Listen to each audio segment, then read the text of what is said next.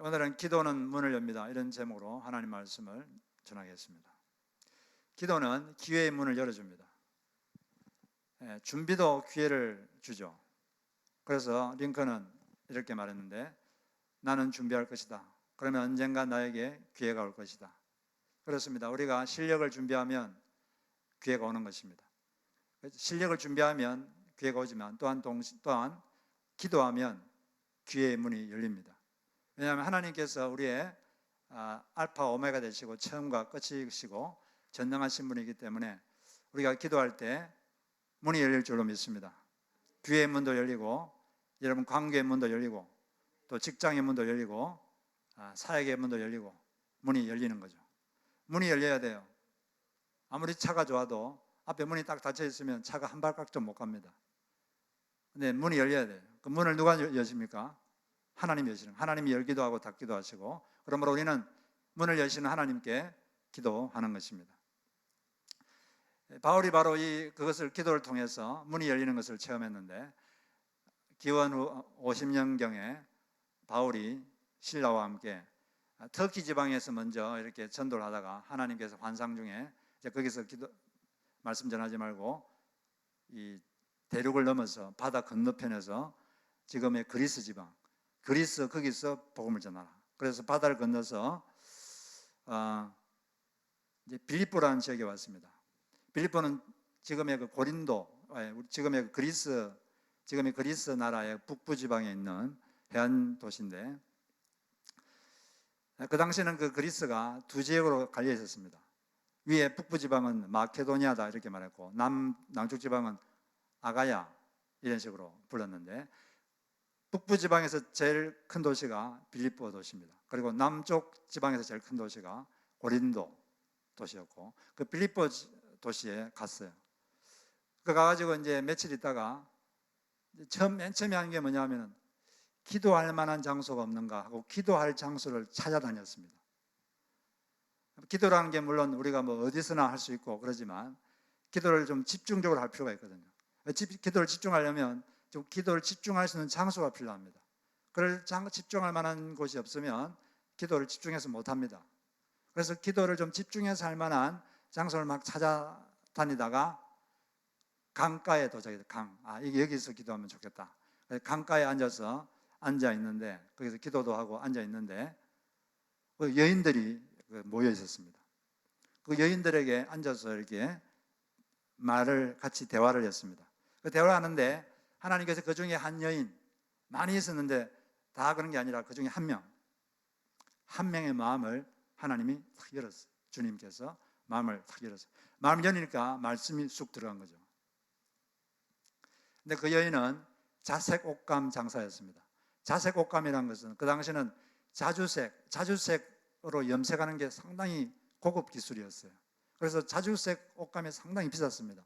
아무나 그런 자주색 옷을 못 입고 왕이나 귀족들만 자주색 옷을 입었던 거죠. 그러니까 이 여인이 상당히 재정적으로도 부유했던 분 같습니다. 이 여인이 예수를 믿게 돼가지고 바울이 그 집에서 계속 기거를 했어요.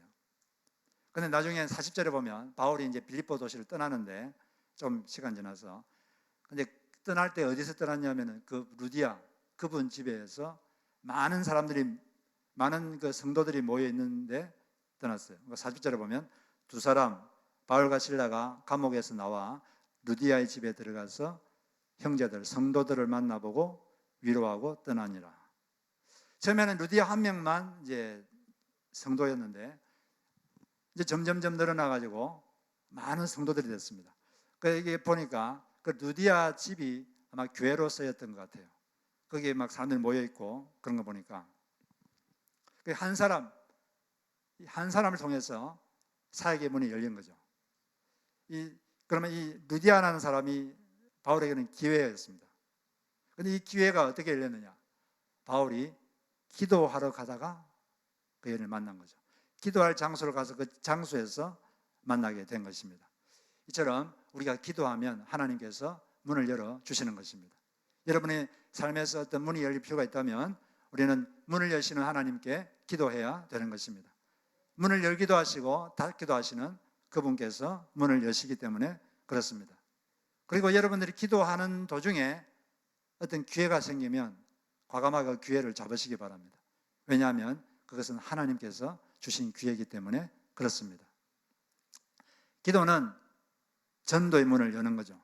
그래서 골로새서 4장 3절에 보면 또한 우리를 위하여 기도하되 하나님이 전도할 문을 우리에게 열어주사 그리스도의 비밀을 말하게 하시기를 구하라. 예.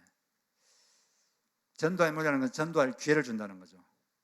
허드슨 테일러의 그 전기에 보면 다음과 같은 그런 실화가 나옵니다.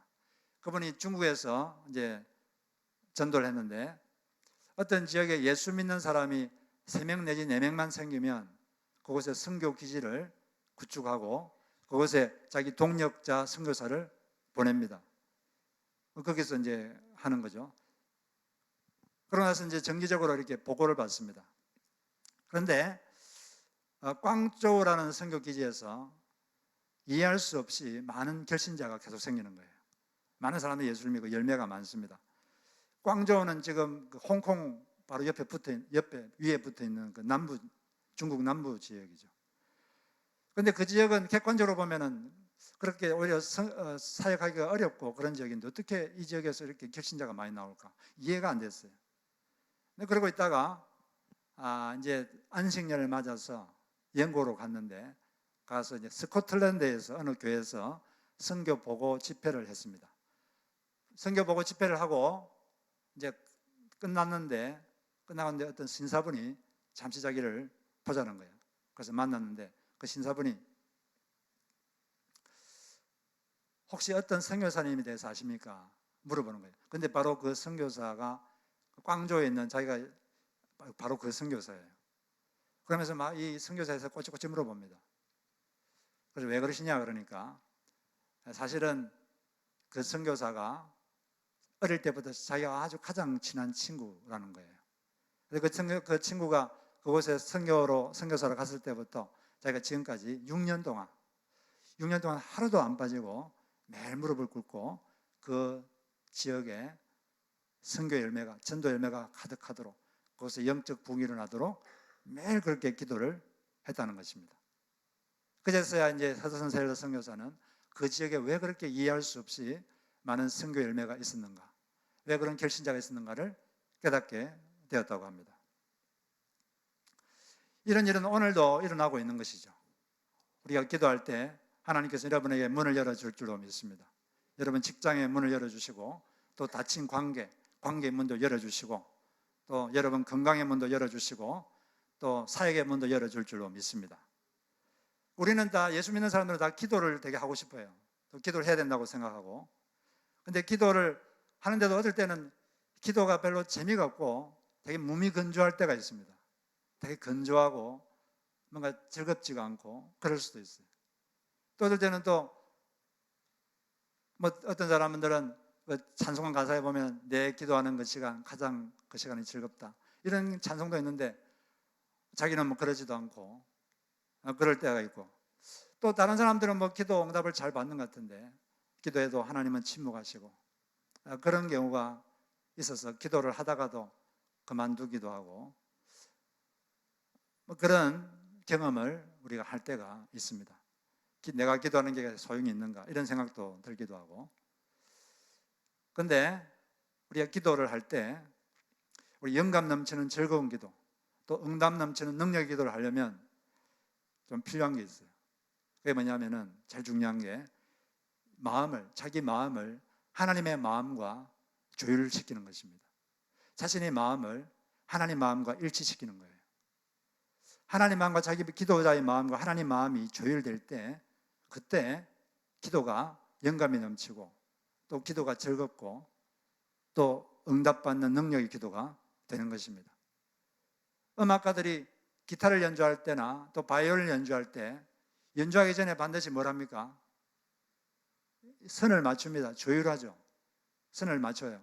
그 기준음에 보다 높으면 낮추고 낮추면 높이고, 또 제가 이렇게 연주하는 거 보면 한번 연주한 다음에 조금 쉬는 시간에 또 그때 또 맞추더라고요. 왜냐하면 연주를 하고 나면 조금 미세한 변화가 생기기 때문에 그걸 맞추는 거예요. 우리도 기도하기 전에 우리 마음을 하나님과 맞춰야 됩니다. 그러지 않고 무작정 막 하나님 이거 해주세요, 저거 해주세요. 그러면 기도가 그렇게 깊이 들어가지가 않고 그렇게 능력 있는 기도가 되질 않습니다. 하나님과 마음을 맞춰야 돼요. 하나님과 마음을 맞추면 이 시각이 하나님의 시각을 갖게 됩니다. 하나님의 시각으로 이 사건을 보게 되고 하나님의 시각으로 상황을 보게 됩니다. 그러면은 그전에는 필요했던 건데 하나님의 시각을 갖게 되면 별로 필요하지 않구나 이런 생각이 들 수도 있고, 또 그전에는 내가 불편해서 되게 불행하다고 생각했는데 불편 속에 하나님 뜻이 있구나 그것도 알게 될 때도 있고, 어떨 때는 또 별로 필요하지 않다고 생각했는데 이게 진짜로 필요한 거구나 이렇게 생각할 때도 있고, 이 시각이 바뀌는 거예요. 우리 마음이 하나님 마음과 같아지면 우리 마음에 불필요한 그런 욕망이 사라지게 됩니다. 그래서 이 성경에 보면 너희가 구하여도 얻지 못하면 정욕으로 쓰르고 잘못 구함이라 이런 이제 말씀도 있는데, 우리가 기도를 더 잘할 수가 있게 되는 거죠. 그래서 예수님께서도 요한복음 15장 7절에 보면 이런 말씀하셨어요. 너희가 내 안에 거하고 내 말이 너희 안에 거하면 무엇이든지 원하는 대로 구하라 그리하면 이루리라. 근데 이 말씀 보면 우리가 먼저 마음에 탁 이게 캐치되는 것은 뭐든지 원하는 대로 구하라, 이게 먼저, 그러면 이루리라 이 말씀이 먼저 들어오는데, 근데 왜 성경이 이렇게 약속하는데 나는 잘 이게 안 돼, 이런 생각이 들기도 하죠. 근데 이 말씀은 앞부분이 더 중요합니다. 앞부분에 뭐라고 되어 있죠? 너희가 내 안에 거하고, 거한다 이 말은 머무른다는 거죠. 너희가 내 안에 머물러 있고 또 내 말이 너희 안에 머물러 있으면, 그런 상태에 있으면 너희들이 무엇인지 원하는 대로 구하라 그래야만 이루어질 것이다. 우리 마음이 이렇게 주님 마음과 하나 될 때, 그때 우리는 무엇을 기도해야 될지 우리 성령님의 인도를 받게 되는 것이고, 그때 더 능력 있는 기도를 할 수 있게 되는 것입니다.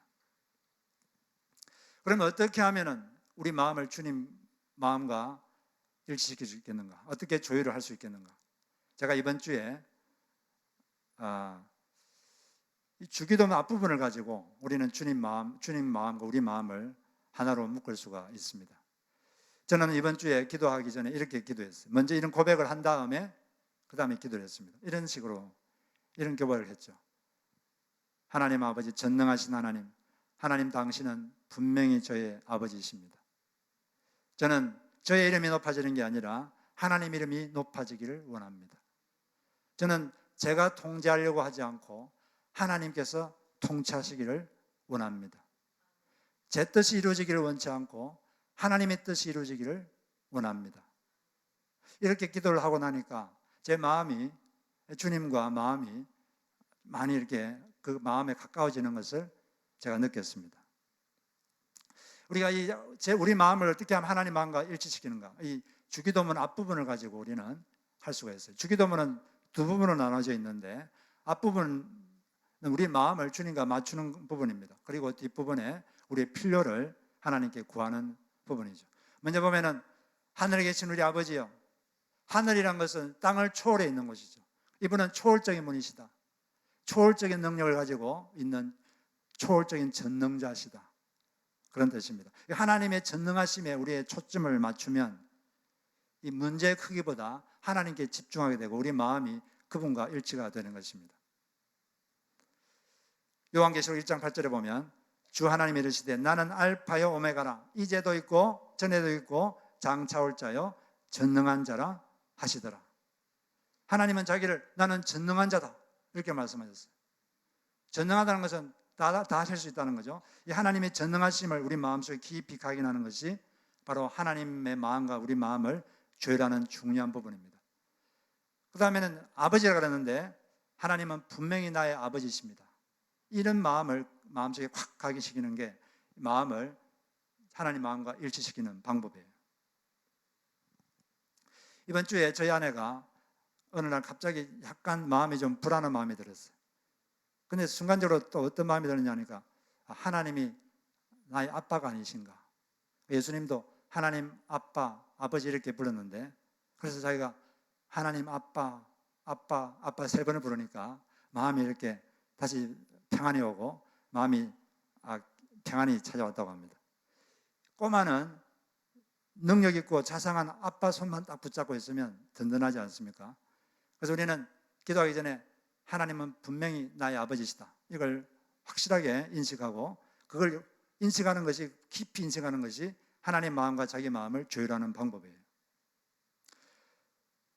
그 다음에 우리는 하나님 이름이 그렇게 여겨지기를 바랍니다, 이렇게 되어 있는데, 사람은 다 자기 이름이 높아지기를 바라요. 자기가 영광받기를 원하고. 그런데 이렇게 고백해야 되는 거죠. 하나님의, 저는 제 이름이 높아지기를 원하는 것이 아니라 하나님 이름이 높아지기를 원합니다. 이것이 저의 소원입니다. 이런 마음이 될 때 바로 하나님 마음과 우리 마음이 조율된 상태예요. 사람이 자기가 높아지기를 원하고 자기 이름이 높아지기를 원하고 이러면 욕망의 노예가 되기가 쉽죠. 그렇기 때문에 우리는 이런 고백을 할 필요가 있습니다. 그 다음에는 나라가 임하게 하옵소서 이랬는데, 나라는 것은 뭡니까? 나라는 것은 하나님의 통치가 실현된 것이 나라입니다. 사람들은 다른 사람을, 또 상황을 자기가 통제하기를 바랍니다. 자기가 통제가 안 되면 불안해지고 또 화가 나고 그렇게 되죠. 물론 그런 면도 필요하지만 우리가 더 원해야 될 것은 내가 통제하기보다 하나님이 통치해 주십시오, 하나님의 통치가 임하기를 원합니다, 이런 원함을 주님께 고백드리는 거예요. 이 고백함과 동시에 저는 당신의 통치에 순복합니다, 이런 결단도 같이 들어있는 것이 되는 것입니다. 저의 통제가 아니라 하나님의 통치가 이루어지기를 원합니다. 이 고백이 우리 마음을 더 하나님께 가깝게 가게 합니다. 그 다음에는 제 뜻이 아니라 하나님의 뜻이 이루어지기를 바랍니다. 뜻이 하늘에서 이루어진 것처럼 땅에서 이루어지기를 원합니다. 사람은 자기 뜻대로 되기를 원합니다. 내 뜻대로 안 되면 화가 나고 내 뜻대로 안 되면 불안하고 그런 거죠. 그러나 주님, 제 뜻이 아니라 하나님의 뜻이 이루어지기를 바랍니다. 이것이 저의 소원입니다. 이렇게 고백할 때, 이렇게 고백할 수 있으면 여러분, 우리 마음이 하나님 마음과 조율이 된 상태입니다. 어떻게 이렇게 마음을 조율하느냐? 바로 이런 고백을 하면 되는 거예요. 이런 고백이 마음으로부터 나올 수 있도록 노력하면서 이런 고백을 하는 것입니다. 여러분들이 기도하기 전에 이런 고백을 해보시기 바랍니다. 요약하면, 먼저 하나님, 전능하신 하나님, 당신은 분명히 저의 아버지이십니다. 저의 이름이 높아지기를 원치 않고 하나님 이름이 높아지기를 원합니다. 제가 통치하려고 하지 않고 하나님의 통치가 임하기를 원합니다. 제 뜻대로 되기를 원치 않고 하나님 뜻대로 되기를 원합니다. 이렇게 고백하시고 기도하시면 마음이 하나님과 가까워집니다. 그러면 훨씬 더 하나님 임재가 있고 더 능력 있는 기도를 할 수 있게 되는 것이죠. 그렇게 마음이 하나님과 조율되면 이제 우리의 필요를 주님께 말씀드릴 수가 있게 되는 것입니다. 일용할 양식을 달라고, 이건 우리의 필요를 말하죠. 타인의 필요, 나의 필요, 직장, 교회, 가정의 필요를 위해서 기도하게 됩니다. 그리고 우리 마음이 하나님 마음과 조율되면 다른 사람을 용서할 수 있게 되죠. 그걸 근거로 하나님, 제가 다른 사람을 용서하오니 저의 죄를 용서해 주옵소서, 이런 사죄의 기도를 할 수 있게 됩니다. 그리고 우리를 악과 고통에서 건져 주옵소서, 이런 기도를 할 수가 있는 거죠. 근데 자기 마음이 하나님 마음과 조율되어 있다, 이걸 그럼 어떻게 알 수 있느냐?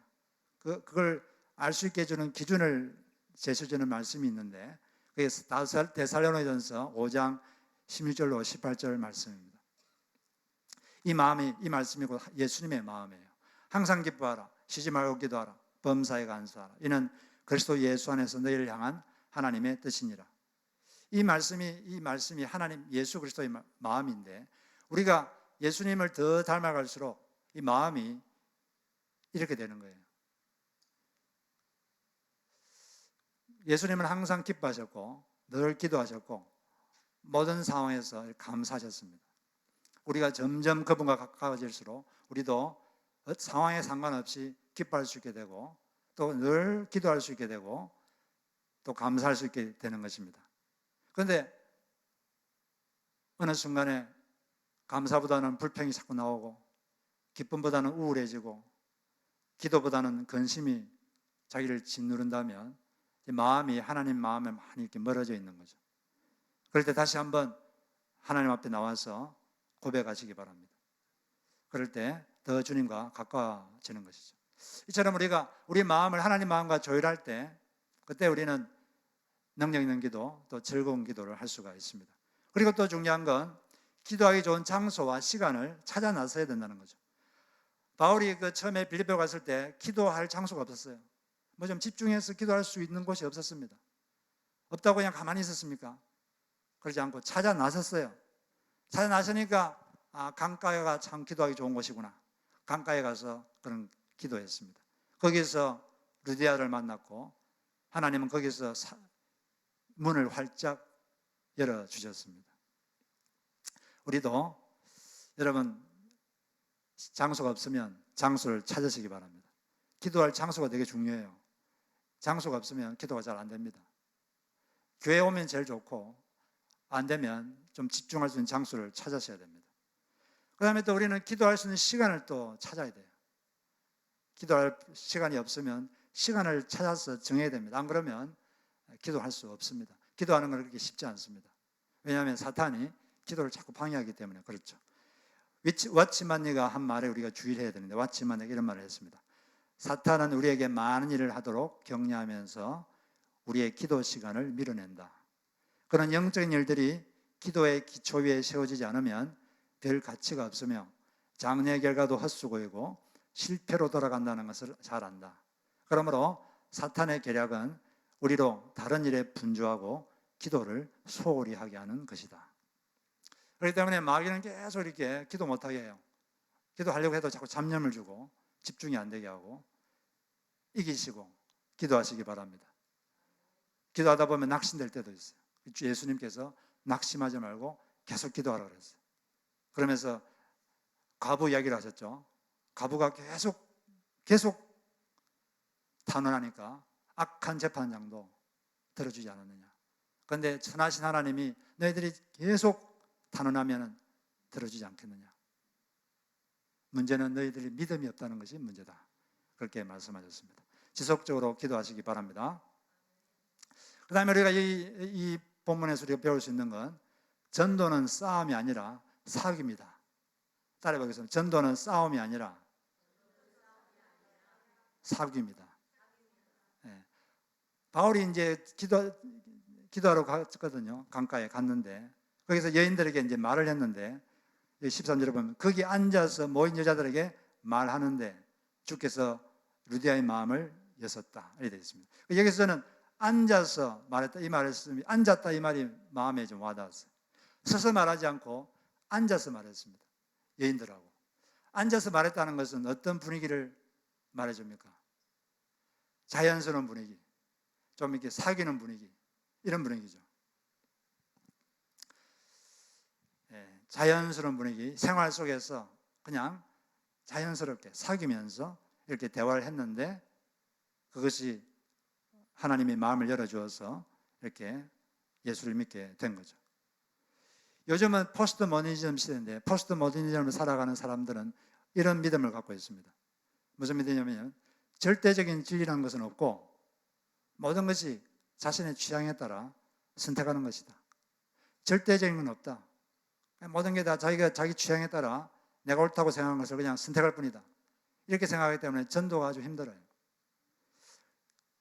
물론 전도에는 영적 전쟁의 싸움의 면도 있지만, 그것보다는 이런 포스트 모더니즘 시대는 싸움보다는 사귀는 방식으로 전도를 하는 것이 필요합니다.